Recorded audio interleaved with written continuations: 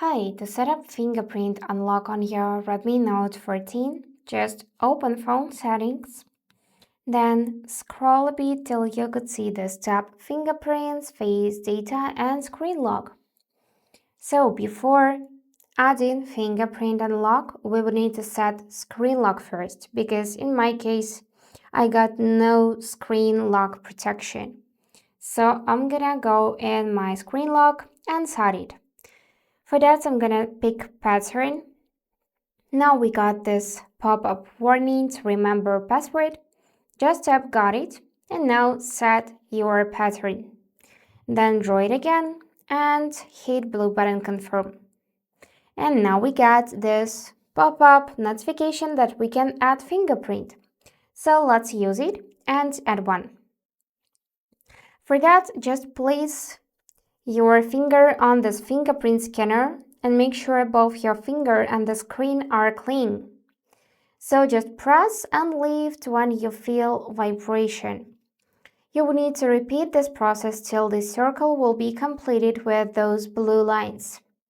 You can also move your finger a little and press firmly on the screen.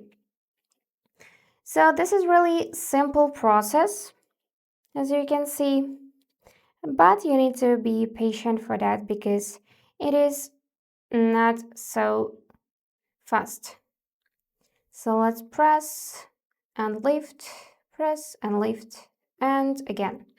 And yeah, that's basically it. Now this fingerprint is saved. Let's tap done. We can choose it, and here we can either remove it or we can also rename it. And also we can add another fingerprint and choose for what we want to use it.